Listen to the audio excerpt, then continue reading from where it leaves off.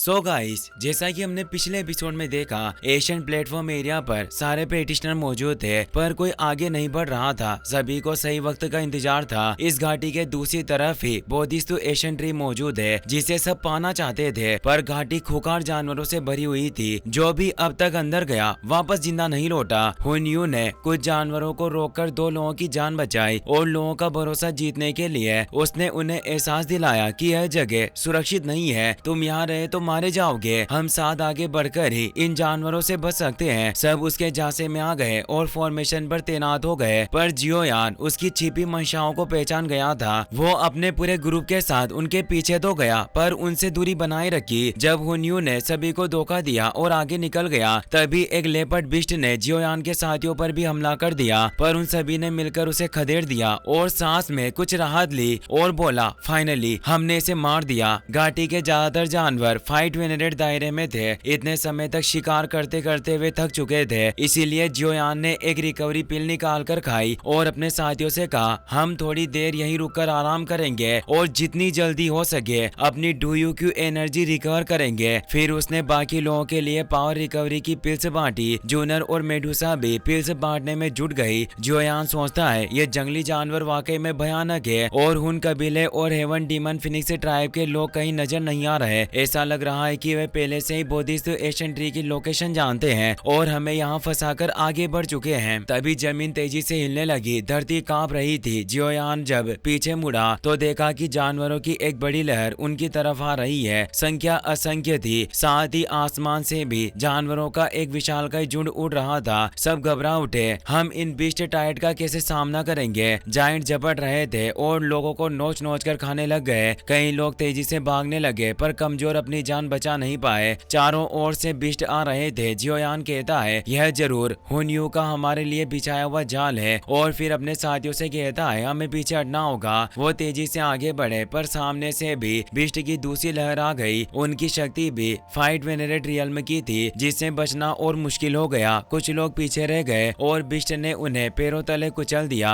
बीच में 3 लोग घिर चुके थे। वे मिलकर बिस्ट को रोकने की कोशिश करते हैं पर सफल नहीं हो पाते और मारे जाते हैं। जियोयान का ग्रुप अब बिखर चुका था। जियोयान घबराया हुआ था। तभी उसे चट्टानों से बनी एक गुफा दिखी। वह चिल्लाया, सब मेरी पीठ के पीछे आओ। सभी तेजी से उस गुफा में दाखिल हो गए। जियोयान बिस्ट को रोकने के लिए पावर एक्टिवेट करने लगा, पर यूनियन आगे आकर कमान संभालती है और अपने फ्लावर सेट के सभी विद्यार्थियों को आदेश देती है, हमें एक फॉर्मेशन एक्टिवेट करना होगा। फ्लावर सेट की लड़कियां मिलकर फॉर्मेशन सक्रिय कर देती है और गुफा के प्रवेश द्वार को एक मजबूत सील से बंद करने लग जाती है। बाहर कुछ लोग जिंदा बचे हुए भाग रहे थे। उनमें से 2 लोग शील्ड के अंदर आने में कामयाब हो गए, पर बाकी अंदर नहीं पहुंच पाए। वे दरवाजे पर जोर देते रहे, हमें अंदर आने दो, पर बिस्ट उन्हें नोच नोच कर मार डालते हैं और अब वे उसी शील्ड पर भी हमला करने लगते हैं। उसी समय हम हुनयू और उसके साथियों एशियन फिनिक्स ट्राइब के मेंबर को देखते हैं जो लगातार सुरंग खोदते हुए आगे बढ़ रहे थे। हुन कबीले के एल्डर रोप वेपन की एक्सप्लोजिव टेक्निक का इस्तेमाल कर रहे थे, जिससे सुरंग लगातार गहरी होती जा रही थी। हुनयू कहता है, मैं महसूस कर पा रहा हूँ बोधिस्तु ट्री इसी रास्ते पर है, रास्ता खोलो तेजी से।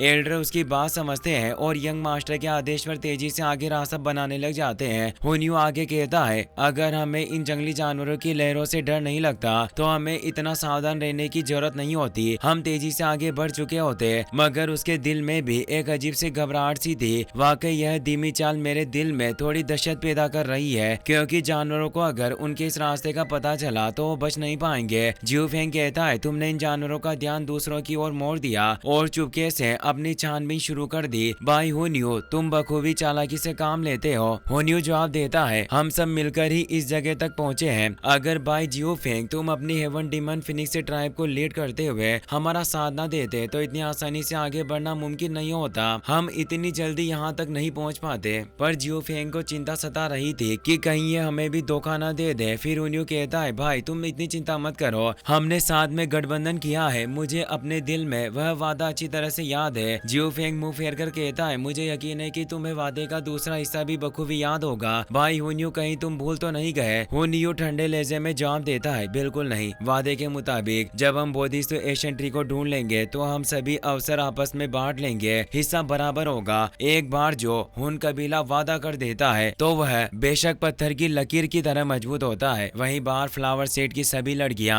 शील्ड को लंबे समय से मजबूत बनाए हुई थी, पर जानवरों के लगातार हमलों से लड़कियां थक सी रही थी। धीरे धीरे शील्ड कमजोर होती जा रही थी। यूनियन हार नहीं मान रही थी। वह अपने साथियों को डटे रहने का हुक्म देती है और पूरी ताकत से उस फॉर्मेशन को मेंटेन करने को कहती है। सभी जोर लगा रहे थे। कमांडर गु किंग यांग भी उसकी मदद करने आता है और बाकी साथी भी हाथ बटाने लगे। कमांडर गु बोलता है, गु क्लैन के सभी आदिवासी शिष्य मेरी बात ध्यान से सुनो। फ्लावर सेट के इस गठन को मेंटेन करने में मदद करो। सब उसकी बात मानकर काम में लग गए। जियोयान अब अपनी जेब से डू की रिकवरी मेडिसिनल पिल्स निकालता है और नालन व किंगलिन को देते हुए कहता है, इन्हें समान रूप से बांट दो। जूनर जियोयान से कहती है, यह फॉर्मेशन अस्थायी रूप से कठिनाइयां दूर कर सकता है, पर यह कोई दीर्घकालिक हल नहीं। अधिक देर तक इस फॉर्मेशन को बनाए नहीं रखा जा सकेगा। साथ ही हुनयू और उसके साथी पहले ही दिखाई नहीं दे रहे थे और यह बात सबको चिंतित कर रही थी। कमांडर किंग यांग गुस्से में कहता है, वो कमीने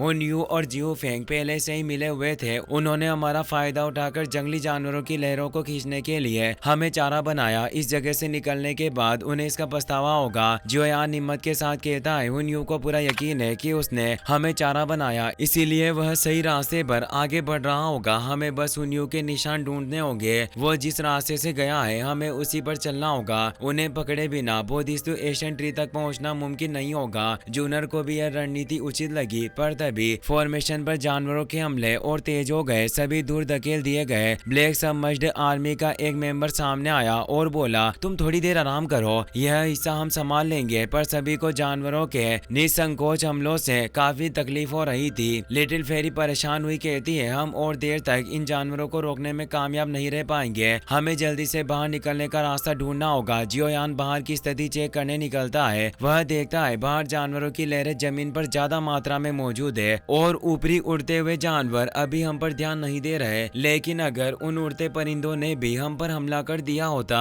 तो हम सब टुकड़ों में बढ़ गए होते। पर सौभाग्य से यह चट्टान बहुत खड़ी और घुमावदार थी, इसीलिए आसमान और जमीन पर मौजूद जानवर आपस में आसानी से संपर्क नहीं कर पा रहे हैं। जूनर हिम्मत से पूछती है, जियोयान तुम आखिर क्या करने की सोच रहे हो? वह जवाब देता है, हमें रास्ता खोलने के लिए एक साथ हमला करना होगा, एक उचित समन्वय के साथ। तभी हम इन खूनी जानवरों को मारकर रास्ता खोल पाएंगे। यूनियन और बाकी सभी कहते हैं, हम सब तुम्हारे पीछे जाने के लिए तैयार हैं, तुम आदेश तो दो। गु क्लैन के लोग भी कहते हैं, यह तो मामूली सी जंगली जानवरों की लहरें ही तो है, चलो इसे निपटा देते हैं। जियोयान पूछता है, भाई किंग यांग, मुझे तुम्हारे गु क्लैन के मेंबर्स की मदद चाहिए होगी ताकि हम माउंटेन ओपनिंग सील को एक साथ इस्तेमाल करके रास्ता साफ कर सकें, और एक बार जब हम सफलता से रास्ता खोल दें तो यह सारे जानवर नष्ट हो जाएंगे और हम तुरंत यहाँ से निकल पाएंगे। कमांडर किंग यांग उसकी बात मान लेता है। सब अपनी अपनी पोजीशन लेते हैं। अब जियोयान गु क्लैन के सदस्यों के साथ मिलकर माउंटेन ओपनिंग सील को एक्टिवेट करना शुरू करता है। प्रोटेक्टिव फॉर्मेशन टूटने ही वाला था और सभी बिस्ट एक साथ उन पर टूटने ही वाले थे, पर तभी उन्होंने साथ मिलकर माउंटेन ओपनिंग सील को सक्रिय कर दिया। एक नफरत से उग्र ऊर्जा फूट पड़ी जिसने सामने मौजूद सभी जंगली जानवरों को भस्म कर दिया। वे सभी मरने लगे। कुछ उड़ते हुए जानवर रास्ता रोकने की कोशिश करते, पर गु क्लैन के लोगों ने कमान संभाली और उन्हें मौत के घाट उतारने लगे। जियोयान अपनी तेज गति से हर बिस्ट को जलाते हुए आगे बढ़ रहा था और बाकी सभी भी उसके पीछे पीछे फॉलो कर रहे थे। जूनर अब आगे बढ़कर अपनी कंडेंस फ्लेम नीडल का इस्तेमाल करती है और तेजी से रास्ता साफ करने लगती है। मेडुसा भी अपने वीप शॉट से वार करती हुई सामने आए जानवरों का सफाया कर रही थी। हर कोई अपनी ओर से जानवरों को रोकने की पूरी कोशिश में जुटा हुआ था। कमांडर किंग यांग भी अपनी तेज गोल्डन एनर्जी का इस्तेमाल कर रहा था और जब सब थकान से कमजोर पड़ने लगे तभी जियोयान ने अपनी हेवनली फ्लेम का ज्वालामुखी प्रहार किया जिसने आगे का रास्ता पूरी तरह से साफ कर दिया। उसी वक्त जियोयान की नजर हेवन डीमन फिनिक्स ट्राइब की एक मेंबर पर पड़ी जिसे दो ड्रैगन बेरहमी से नोच नोच कर खाने की कोशिश कर रहे थे। जियोयान चौंक कर कहता है, हेवन डीमन फिनिक्स ट्राइब का मेंबर यहाँ मौजूद है, इसका मतलब है हम बिल्कुल सही दिशा में आगे बढ़ रहे हैं। वह अपनी सोल पावर का इस्तेमाल करता है और उसे एक गुफा में हुनयू और उसके साथियों के निशान नजर आते हैं जिनमें हुन क्लैन और हेवन डीमन फिनिक्स ट्राइब दोनों के ऊर्जा चिन्ह मौजूद थे। इससे वो समझ गया कि वे सब भूमिगत रास्ते से आगे बढ़ रहे थे। जियोयान अपने साथियों से कहता है, मैं कसने वाला फॉर्मेशन एक्टिवेट कर रहा हूँ, सब मेरे पीछे आओ। और फिर एक तेज वोर्टेक्स एनर्जी के साथ उस गुफा की ओर बढ़ता है। उसकी आग की लपटों ने बीच का रास्ता जलाकर एक सुरंग बना दी जिससे सभी लोग उस खुफिया रास्ते के अंदर पहुंच गए। दीवारों पर बने चिन्ह साफ दिखाई दे रहे थे कि यह हुन उन क्लेन की ऊर्जा मोह रही थी। जियोयान कहता है वे सब इसी रास्ते से आगे बढ़ रहे हैं। मुझे तो यहाँ बोधिस्थ एशियन ट्री की महक महसूस हो रही है, यानी यह रास्ता बिल्कुल सही है। निश्चित ही वह पवित्र वृक्ष इस सुरंग के दूसरी ओर होगा। उसके चेहरे पर एक खुशी की झलक उठती है, लेकिन तभी अचानक पीछे से जानवरों की एक लहर गुफा में घुस आती है। जियोयान सबको पीछे हटने का इशारा करता है और खुद अपनी 3000 बर्निंग फ्लेम ड्रैगन टेक्निक से उन सभी बिस्ट का सफाया कर देता है। इसके बाद सब फिर से आगे बढ़ने लगते हैं, पर अब और भी ज्यादा जानवर उस ओर उमड़ने लगे थे। और इसी खतरनाक मोड़ पर आज का एपिसोड यहीं पर खत्म होता है। अगर आपको यह वीडियो पसंद आया हो तो इसे अपने दोस्तों के साथ शेयर कीजिए और हाइप करना और लाइक करना ना भूलें। Thanks for watching.